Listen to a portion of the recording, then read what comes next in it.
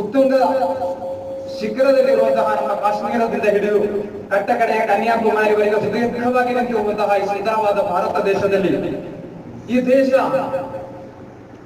ಈ ದೇಶದಲ್ಲಿ ಹುಟ್ಟಿ ಬೆಳೆದಂತಹ ಹಲವಾರು ಶರೀರದ ರಕ್ತಸಿಕ್ತ ಬಟ್ಟೆಗಳ ವಾಸನೆ ಈ ಸ್ವಾತಂತ್ರ್ಯೋತ್ಸವದಲ್ಲಿ ಇದೆ, ಈ ಹೋರಾಟದಲ್ಲಿ ಇದೆ ಎಂಬುದು ನಾವೀಗಾಗಲೇ ನೆನಪಿಸಿದ್ದೇವೆ.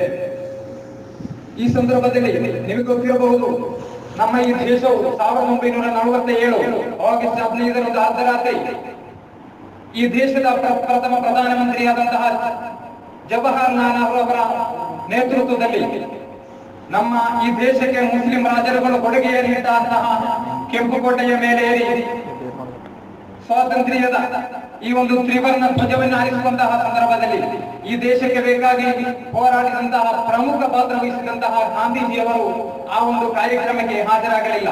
ಅದೇ ಸಂದರ್ಭದಲ್ಲಿ ಗಾಂಧೀಜಿಯವರು ತನ್ನ ಭಾರತ ದೇಶದ ದಕ್ಷಿಣ ಭಾರತ ದೇಶದಲ್ಲಿ ಕೋಲ್ಕತ್ತಾದ ಅರಣ್ಯ ಪ್ರದೇಶಗಳಲ್ಲಿ ಬಡವರಿಗಾಗಿ ಶಬ್ದವೆತ್ತುವಂತಹ ಒಂದು ಸೇವೆಯಲ್ಲಿದ್ದರು ಎಂದು ನಮಗೆ ಇತಿಹಾಸ ಹೇಳಿಕೊಡುತ್ತಾ ಇದೆ. ಅದೇ ಸಂದರ್ಭದಲ್ಲಿ ಈ ದೇಶವನ್ನು ಭಾರತ ದೇಶವನ್ನು ಬಿಟ್ಟು ಹೋಗುವಂತಹ ಬ್ರಿಟಿಷ್ ಸಾಮ್ರಾಜ್ಯವು ಈ ಬ್ರಿಟಿಷ್ ಕಪಿಮುಷ್ಟಿಯಿಂದ ಭಾರತ ದೇಶವನ್ನು ಬಿಟ್ಟು ಹೋಗುವಂತಹ ಒಂದು ಸಂದರ್ಭದಲ್ಲಿ ಬ್ರಿಟಿಷರು ಕೇಳಿದ್ರೆ ಅಂದ್ರೆ ಗಾಂಧೀಜಿಯವರಿಂದ ಒಂದು ಸಂದೇಶ ಬೇಕು ನಮಗೆ. ಗಾಂಧೀಜಿ ಸ್ವಾತಂತ್ರ್ಯ ಕೊಟ್ಟಂತಹ ಈ ದೇಶದ ಪ್ರಮುಖ ಪಾತ್ರ ವಹಿಸಿದಂತಹ ಗಾಂಧೀಜಿಯವರಿಂದ ಒಂದು ಉತ್ತಮವಾದ ಒಂದು ಸಂದೇಶ ನಮಗೆ ಬೇಕೆಂದು ಕೇಳುವಂತಹ ಸಂದರ್ಭದಲ್ಲಿ ಗಾಂಧೀಜಿಯವರು ಹೇಳಿದ್ದು, ಈ ಭಾರತ ದೇಶಕ್ಕೆ ಇದೀಗ ಸಿಕ್ಕಿರುವುದು ಕೇವಲ ರಾಜಕೀಯವಾದ ಸ್ವಾತಂತ್ರ್ಯ ಮಾತ್ರ ಎಂದು ಒಂದು ಆತಂಕ ವ್ಯಕ್ತಪಡಿಸಿದ್ದೆ. ಆದರೆ ಹೇಳ್ತಾ ಇದ್ದೇನೆ, ನಿಮಗೆ ಗೊತ್ತಿರಬಹುದು, ನಮ್ಮ ಈ ದೇಶಕ್ಕೆ ಸುಂದರವಾದ ಒಂದು ಭರಣಘಟನೆ ಇದೆ, ಒಂದು ಸಂವಿಧಾನವಿದೆ. ಡಾಕ್ಟರ್ ಬಿ ಆರ್ ಅಂಬೇಡ್ಕರ್ ಅವರ ನಾಯಕತ್ವದಲ್ಲಿ 1950ರಲ್ಲಿ ಬಹಿರಂಗಗೊಂಡಂತಹ ಒಂದು ಸುಂದರವಾದ ಭರಣಘಟನೆ, ಒಂದು ಸಂವಿಧಾನ. ಈ ಸಂವಿಧಾನದಲ್ಲಿ ಈ ದೇಶದಲ್ಲಿರುವಂತಹ ಸರ್ವ ಧರ್ಮ, ಹಿಂದೂಗಳಿರಬಹುದು, ಕ್ರಿಶ್ಚಿಯನ್ ಇರಬಹುದು, ಮುಸ್ಲಿಮರು ಇರಬಹುದು, ಪಾರಸಿಕ, ಜೈನ, ಈ ರೀತಿ ಸರ್ವ ಧರ್ಮಗಳಿಗೂ ಬೇಕಾದಂತಹ ಸರ್ವ ರೀತಿಯ ಹಕ್ಕುಗಳನ್ನು ಕೂಡ ನೀಡಿದಂತಹ ಈ ಸುಂದರವಾದ ಭಾರತ ದೇಶದ ಸಂವಿಧಾನ. ಅದರಲ್ಲಿ ನಿಮಗೆ ಗೊತ್ತಿರಬಹುದು ಸಮಾನತೆ ಹಕ್ಕು, ಎಲ್ಲರಿಗೂ ಕೂಡ ಇಲ್ಲಿರುವಂತಹ ಸರ್ವ ಧರ್ಮದವರಿಗೂ ಕೂಡ ಸುಂದರವಾದ ಒಂದು ರೀತಿಯಲ್ಲಿ ಜೀವಿಸುವಂತಹ ಸಮಾನವಾದ ಹಕ್ಕು. ಇಲ್ಲಿ ಯಾವುದೇ ಧರ್ಮಕ್ಕೆ ಇನ್ನೊಂದು ಧರ್ಮದಿಂದ ಮೇಲೆ ಅಲ್ಲ, ಯಾವುದೇ ಧರ್ಮವು ಇನ್ನೊಂದು ಧರ್ಮದಿಂದ ಕೀಳಲ್ಲ.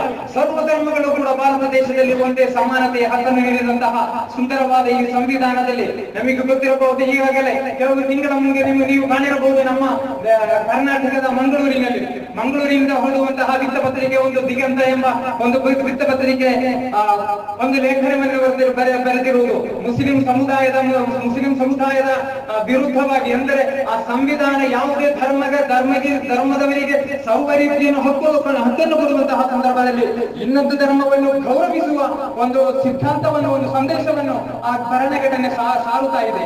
ಆದರೆ ಕರ್ನಾಟಕ ರಾಜ್ಯದಲ್ಲಿಯೂ ಕೂಡ ಹಲವಾರು ಈ ರೀತಿಯ ಸಂಕುಚಿತ ಮನೋಭಾವದೊಂದಿಗಿರುವ ಕೆಲವು ವ್ಯಕ್ತಿಗಳಿಂದ ಈ ರೀತಿಯ ಧರ್ಮದ, ಅಂದರೆ ಈ ಸುಂದರವಾದ ಭರಣಘಟನೆಯ ವಿರುದ್ಧವಾಗಿ ಅದನ್ನು ಎಳತರಿಸುವಂತಹ ರೀತಿಯಲ್ಲಿ ಕಾರ್ಯಾಚರಿಸುತ್ತಿರುವುದು ನಮ್ಮ ಮುಂದಿದೆ. ನಾನು ಹೇಳ್ತಾ ಇದ್ದೇನೆ, ಈ ದಿಗಂತವರ ಸರ್ವ ಸಂಪಾದಕರಲ್ಲಿ ಕೂಡ ಯಾವೆಲ್ಲ ರೀತಿಯಲ್ಲಿ ಅದನ್ನು ಅನುವಾದಿಸಿ ಬರೆದಂತಹ ರೋಹಿತ್ ತೀರ್ಥ ಚಕ್ರ ತೀರ್ಥವನಲ್ಲಿಯೂ ಅದೇ ರೀತಿ ಅವನ ಬರವಣಿಗೆಗೆ ಯಾವ ರೀತಿಯಲ್ಲೆಲ್ಲ ತನ್ನದಾದಂತಹ ಹಸ್ತವನ್ನು ಚಾಚಿದಂತಹ ಸರ್ವ ರೀತಿಯ ಸಂಪಾದಕರಲ್ಲಿ ಹೇಳ್ತಾ ಇದ್ದೇನೆ, ನೀವು ಕಲಿತಂತಹ ಶಾಲೆ ಕೆಲವೊಮ್ಮೆ ಆ ಶಿಕ್ಷಣದ ವ್ಯವಸ್ಥೆಯಲ್ಲಿ ಕೆಲವೊಮ್ಮೆ ತೊಂದರೆ ಇರಬಹುದು.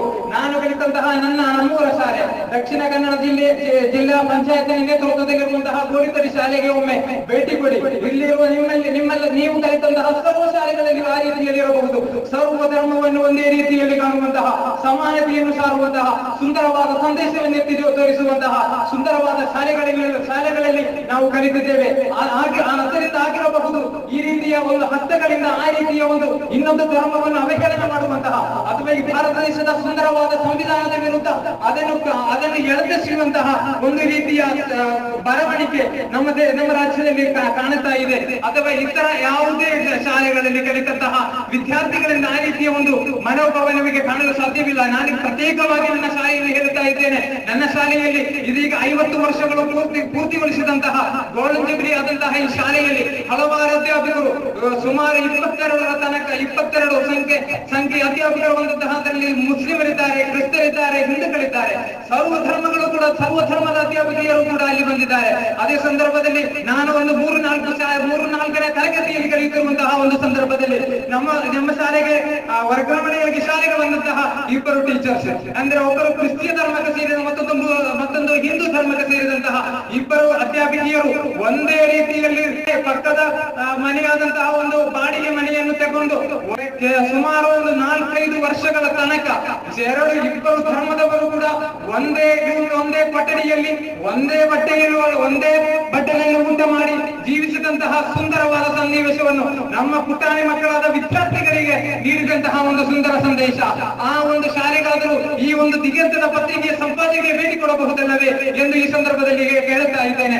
ಬೇಡ, ನಿಮ್ಮ ಅದೇ ಮೂಗಿನ ತುದಿಗಳಲ್ಲಿ ಮಂಗಳೂರಿನಲ್ಲಿ ಕೆಲವು ವರ್ಷಗಳ ಹಿಂದೆ ನಡೆದಂತಹ ಒಂದು ಸುಂದರವಾದ ಒಂದು ಯಾತ್ರೆ ನಿಮಗೆ ಗೊತ್ತಿರಬಹುದು. ನಮ್ಮ ಕೆಸಿಎಫ್ನ ನೇತೃತ್ವದಲ್ಲಿ, ಅದೇ ರೀತಿ ಊರಿನಲ್ಲಿ ನಡೆಯುವಂತಹ ಎಸ್ಎಫ್ನ ನೇತೃತ್ವದಲ್ಲಿ ಕರ್ನಾಟಕದ ತುತ್ತತುದಿ ಗುಲ್ಬರ್ಗದಿಂದ ಕರ್ನಾಟಕದ ಕಟ್ಟಕಡೆಯ ಮಂಗಳೂರಿನವರೆಗೆ ಸುದೀರ್ಘವಾಗಿ ನಿಂತಿರುವಂತಹ ಈ ಒಂದು ಕರ್ನಾಟಕ ರಾಜ್ಯದಲ್ಲಿ 19 ಜಿಲ್ಲೆಗಳನ್ನು ದಾಟಿ ಬಂದಂತಹ ಸುಂದರವಾದ ಒಂದು ಯಾತ್ರೆ ಮನುಕುಲವನ್ನು ಗೌರವಿಸಿ ಎಂದು ದೇಶದ ರಾಷ್ಟ್ರೀಯ ಮಹಾಕಾರ್ಯದರ್ಶಿ ಶೇಖುನಾ ಕಮರುಲ್ಲಾ ಕಾಂತಪುರಂ ಎಪಿ ಉಸ್ತಾದರವರ ನಾಯಕತ್ವದಲ್ಲಿ ನಡೆದಂತಹ ಸುಂದರವಾದ ಯಾತ್ರೆ.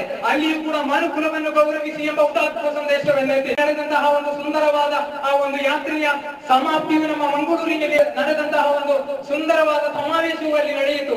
ಆ ಸಂದರ್ಭದಲ್ಲಿ ಅದರ ಈ ಪತ್ರಿಕೆಯ ಸಂಪಾದಕರಿಗೆ ಆ ಒಂದು ಸಮಾವೇಶಕ್ಕೆ ಒಮ್ಮೆ ಭೇಟಿ ಕೊಡಬಹುದಿಲ್ಲವೇ ಎಂದು ಈ ಸಂದರ್ಭದಲ್ಲಿ ಕೇಳ್ತಾ ಇದ್ದೇನೆ.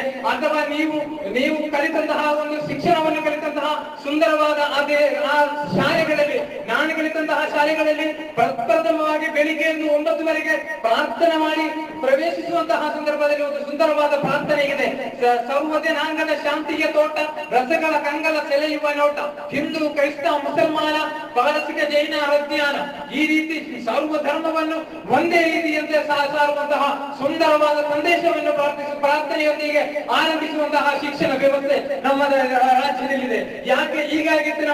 ನಮ್ಮ ರಾಜ್ಯದಲ್ಲಿ ಈ ಒಂದು ರೀತಿಯ ಇನ್ನೊಂದು ಧರ್ಮವನ್ನು ಅಗೌರವದಿಂದ ಕಾಣುವಂತಹ ಒಂದು ರೀತಿಯ ಹೀನಾಯವಾದ ಅಂದ್ರೆ ನಮ್ಮ ಸುಂದರವಾದ ಈ ಭಾರತ ದೇಶದ ಸಂವಿಧಾನವನ್ನು ಎಳೆದೆಸೆಯುವಂತಹ ಒಂದು ರೀತಿಯ ಹೀನಾಯ ವ್ಯವಸ್ಥೆ ನಮ್ಮ ರಾಜ್ಯದ ನಮ್ಮ ಜಿಲ್ಲೆಯಲ್ಲಿ ಯಾಕೆ ಬಂತು ಎಂದು ಕೇಳ್ತಾ ಇದ್ದೇನೆ. ಅದೇ ರೀತಿಯಲ್ಲಿ ಜೊತೆಗೆ ನಮ್ಮ ಕೆಸಿಎಫ್ನ ಕಾರ್ಯಕರ್ತರಲ್ಲಿ ಇನ್ನೊಂದು ವಿಷಯವನ್ನು ಕೂಡ ನಾನು ಮುಂದಿಡ್ತಾ ಇದ್ದೇನೆ. ನಮ್ಮ ಕರ್ನಾಟಕ ಮನುಕುಲವನ್ನೇ ಗೌರವಿಸಿ ಎಂಬ ಒಂದು ಸುಂದರವಾದ ಆಶಯವನ್ನಿಟ್ಟು ನಮ್ಮ ಕರ್ನಾಟಕದಲ್ಲಿ ನಡೆದಂತಹ ಯಾತ್ರೆಯ ಕೊನೆಗೊಂಡ ನಂತರ ಆ ಸಮಾಪ್ತಿ ಸಮ್ಮೇಳನದಲ್ಲಿ ಭಾಗವಹಿಸಿದಂತಹ ಮುಖ್ಯಮಂತ್ರಿಗಳು ಸಮಾವೇಶದ ಬಳಿಕ ಹೋಗಿ ನಮ್ಮ ನೇತೃತ್ವದಲ್ಲಿ ಹೇಳಿದಂತಹ ಒಂದು ಮಾತಿದೆ.